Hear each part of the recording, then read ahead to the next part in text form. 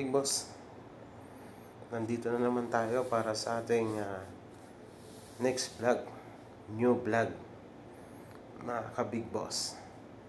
Dalaw po kayo sa aking channel, The Big Boss Channel, Joel Ramal Agustin Official.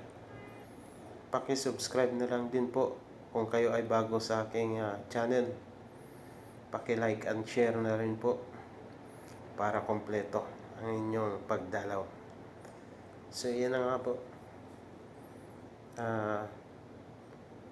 Sa mga nangyayari ngayon sa Pilipinas dahil sa sunod-sunod na bagyo, baha, kalamidad,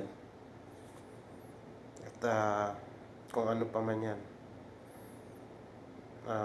maraming salamat pa rin po sa mga taos-pusong tumulong sa ating mga kababayan na naapektuhan ng lubos, especially sa ating presidente, sa mga kawani ng gobyerno na handang tumulong sa mga Marines, Pulis, BFP,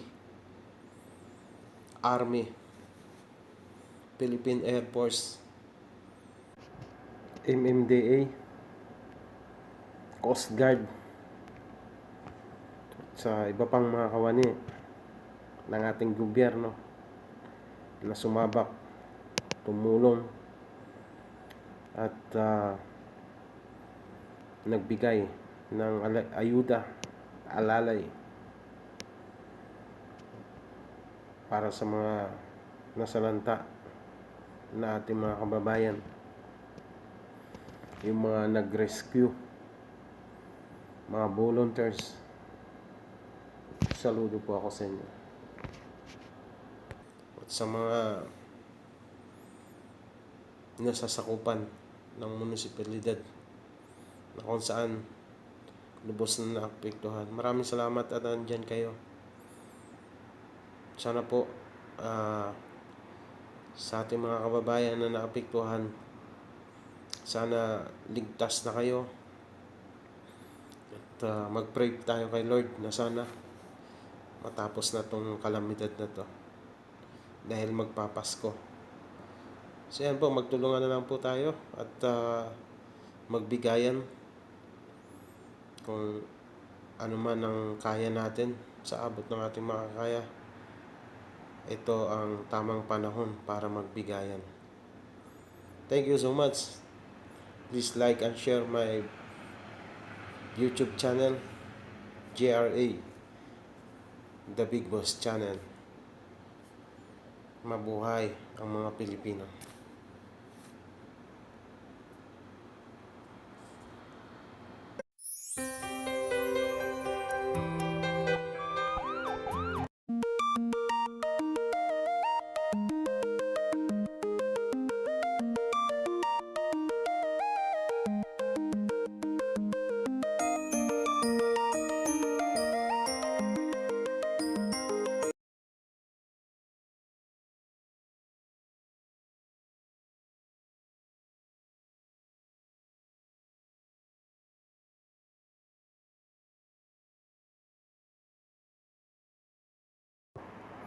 Cagayan Valley, Region 2, has one of the largest dams in the Philippines, which is the Magat Dam.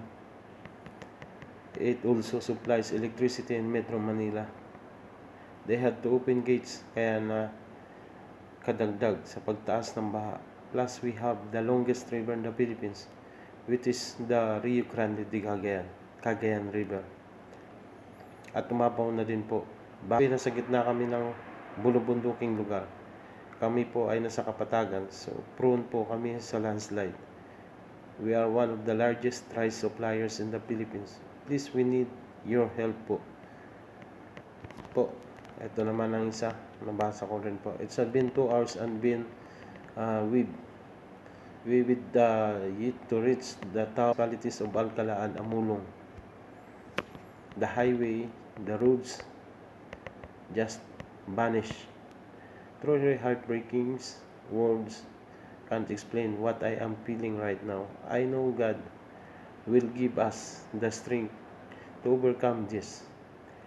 It will be a long journey, but we will get there slowly.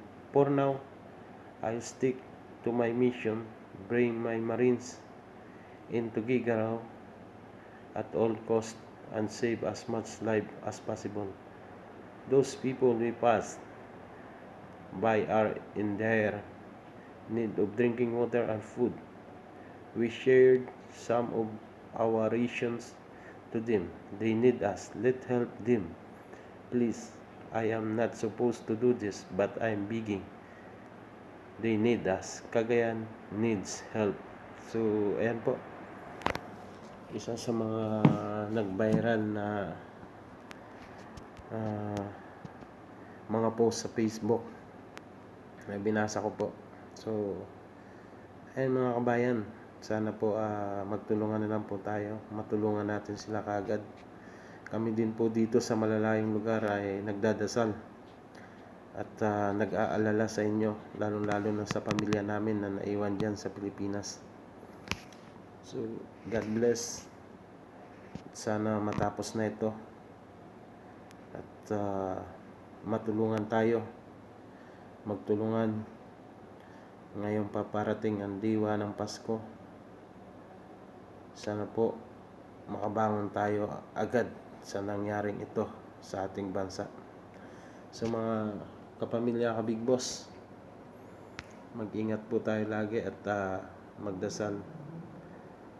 Just pray to our God na sana matapos na ito.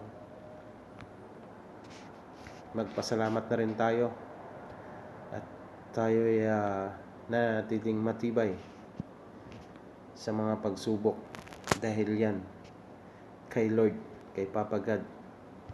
So in Jesus name, sana po matapos na lahat ito at magtagumpay tayo lahat sa ating magandang mga binabalak para sa ating kapwa. Thank you so much at mabuhay kayong lahat.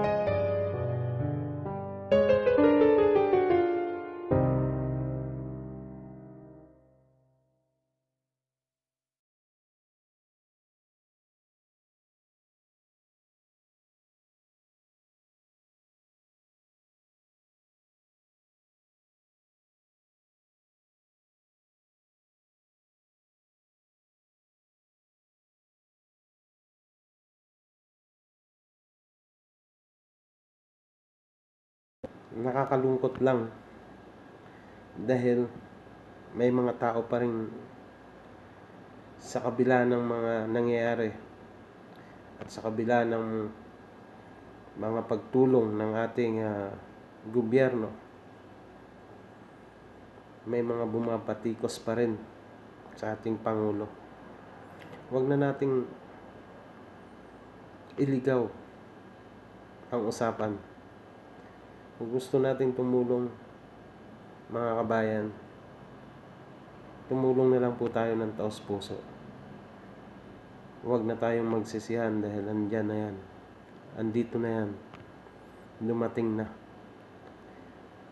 hindi ito ang tamang panahon para sisihin natin kung sino pa man yan. Sana magdasal na lang tayo matapos na ang lahat ng ito.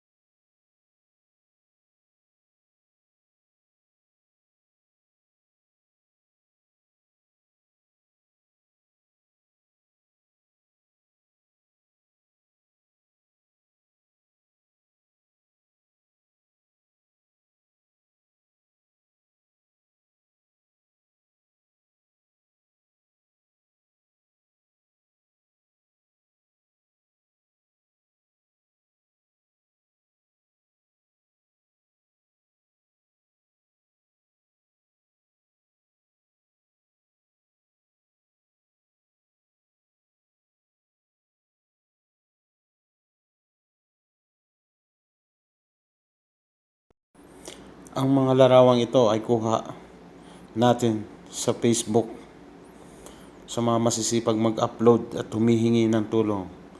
Kaya ito po ay in-upload ko para sa mga kababayan nating humihingi ng tulong at makita na rin ng iba pa nating mga kababayan ang mga nangyayari at aktwal na nangyari sa ngayon sa ilang bahagi ng ating bansa, ang Pilipinas. Kaya maraming salamat po sa mga nagpadala ng inyong mga larawan. Sana po ay makatulong ito ng malaki at marami sa iba pa nating mga kapatid na nangangailangan ng tulong.